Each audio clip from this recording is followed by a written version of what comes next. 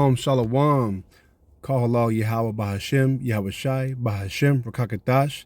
Double honors to the apostles, elders, bishops of Great Millstone. Salutations to all my fellow laborers doing this work in truth and sincerity, risking their lives to do so. To the scattered elect across the four corners of the earth and those among the heathen nations that look like the heathen nations pursuant to Jeremiah 12:9, known as the speckled birds. I am disciple of Parium, a follower of Great Millstone, coming to you with a lesson in truth and sincerity. Now below, I have from I believe it's called Diversity Training Films. Is a interview or part of an interview that you could go ahead and find on YouTube. It's just a snippet, a little over 2 minutes, but just kind of going into the pomp and the pride of this devil and how he's addressing how, you know, you could pull yourself up by the bootstraps and all that. And no, okay, so we're gonna get into that and just kind of get into some precepts, Lord willing, and you know, pray that this lesson's edifying. Okay, so in the meantime, I want to go ahead and play this clip. As you do, a part of an ethnic group. I just wonder, doesn't it seem kind of deep to you that the fact that you have no answer to that could actually be a source of meaning, experience, or knowledge? The opposite is how I feel about you, Victor. That you have no comprehension that the world is open to you. You think that the white man is a block and a dam to your progress, and he is not. I think you put up that dam and that block yourself, in your regard to the white man. See, I think that's one of the major problems with racism. I think he did answer the question. As a white man, he doesn't have to think about his position in life, his place in the world. The history books tell him, as they are written, that this world is his. He doesn't have to think about where he goes, what he does.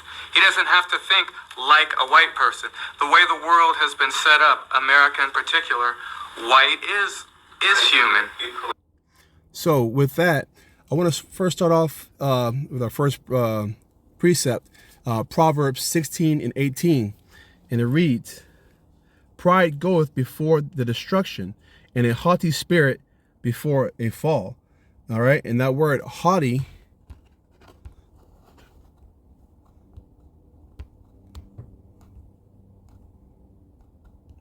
all right, is going to be gaba, all right, and then this height, exaltation, grandeur, all right, their loftiness, and so that's that's what you see here with this individual, right? And he's just really showing his true face, okay? Saying, oh, it's not my fault, the white man, that we are the way that we are, you guys should do, that you guys should do the same. But and there's a little bit more to this video, but I just wanted to pause it there, okay? So I want to go to Habakkuk 2 and 4.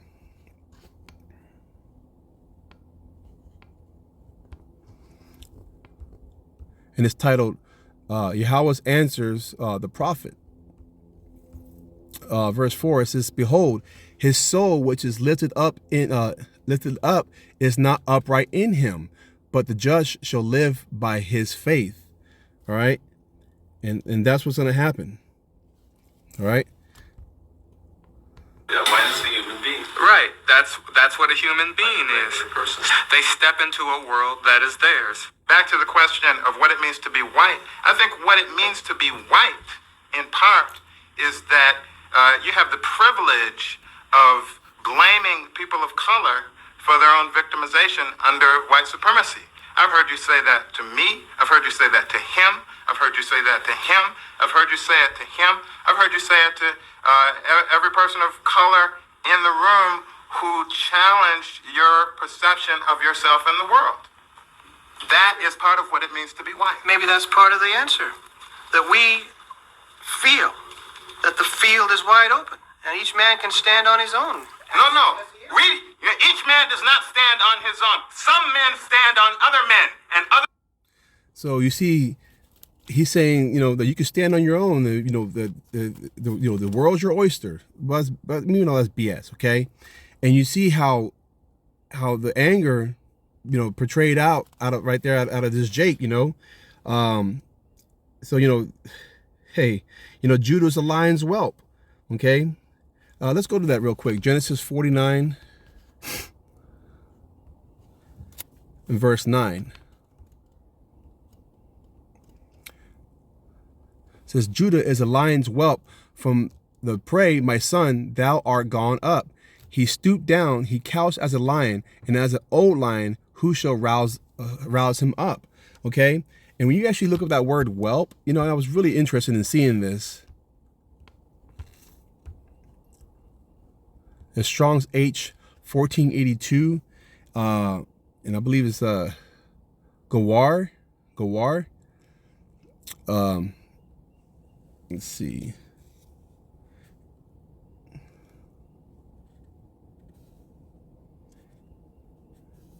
Yeah, and let's go down to the lexicon, because this is where I wanted to see that, because it says here, young one, a whelp.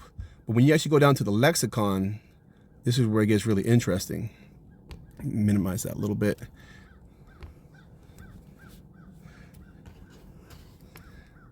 Let's see. See, right here it says kapayar. Towards the bottom, it says a young lion which is weaned and begins to seek prey for itself. Once used of the whelp of a jackal. So you see right there. So basically, he's weaned off that milk, and he's going to be seeking prey. But obviously not right now. But this is kind of goes back into the whole the fisher turned hunter. So that's the anger that you see coming from this gentleman right here. As Judah being a lion's whelp. All right. Let's go ahead and play this a little more. Women, light-skinned men from Europe stand on the heads and the hearts of men and women and children of color. That is, and of course, you also stand on the heads of white women. But no, it's not a question of every man standing on his own ground. All of the ground, damn near, of this planet has been taken from almost all of the people of color. So now I want to go to Jeremiah.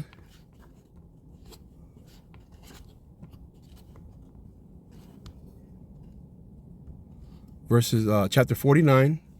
We're going to read from verse 10 and also verse 12.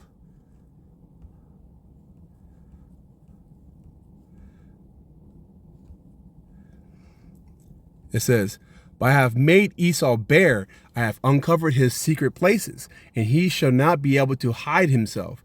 His seed is spoiled, and his brethren, and his neighbors, and he is not. Okay? It's lucky. Go to verse 12. For thus saith the Lord Yahweh Bashem Yahushai, behold, they whose judgment was not to drink of the cup have assuredly drunken, and art thou he that shall altogether go unpunished. Thou shalt not go unpunished, but thou shalt surely drink of it. So these curses are starting to get lifted little by little in these end days, okay? And they're going to get being put back onto Esau. And he's going to have to drink, and he's going to have to drink of the drink double of what's coming, okay? As a righteous judgment.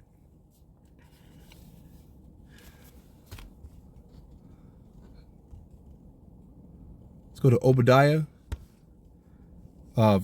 verses 16 and 17.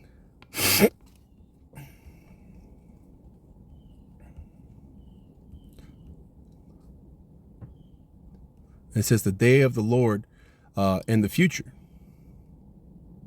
It says, for as ye have drunken upon my mountain, so shall all the heathen drink continually. Yea, they shall drink, and they shall swallow down, and they shall be as though they had not been. Verse 17, but upon Mount Zion shall be deliverance, and there shall be holiness, and the house of Jacob shall possess their possessions. That's right, because they're going to be our possessions in the kingdom of heaven, establishing it on, again, under the throne of David. Okay. Let's go ahead and play this a little bit more in the bottom. This planet. Australia was a black continent. Africa was a black continent. North America was a red continent. South America was a red continent. You are not standing on your own ground. You're standing on red ground. And so he said, well, you're standing on red ground. I was thinking about Numbers 35 and 33. Let's go ahead and pull it.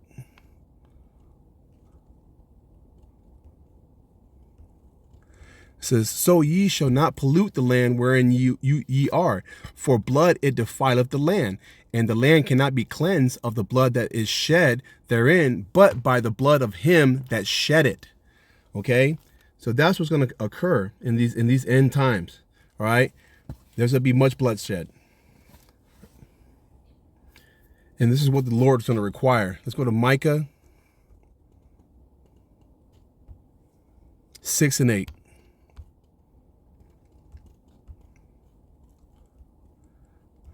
He that showed thee, O man, what is good, and what doth the Lord requireth of thee, but to do justly, and to love mercy, and to walk humbly with thy power.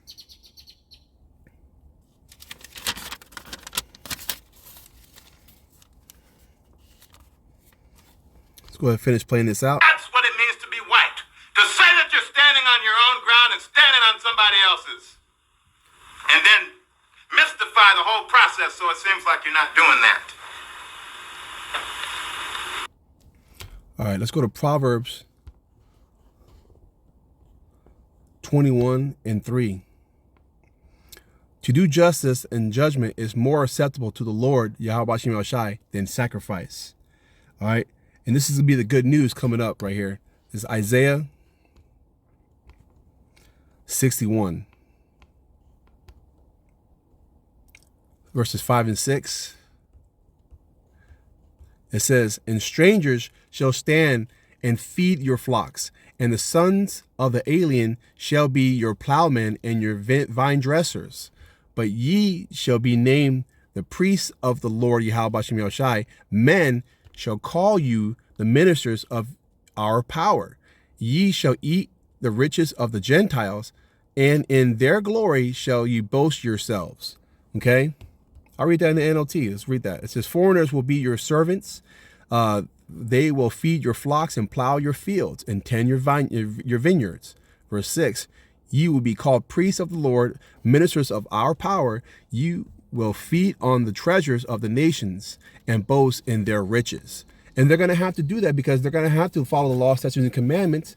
All right, in those times, but it's gonna be done in righteousness. We're not gonna be doing buck breaking and all that most stuff that that these devils did. But they're gonna have to serve us in righteousness, because if not, it says the Lord says that He will hold back the rains from their lands, and they will have their lands, But if they don't come up and follow the high holy days, hey man, that's their ass. Okay. And then soon the kingdom's gonna be translated. I want to go ahead and finish off. Let's see.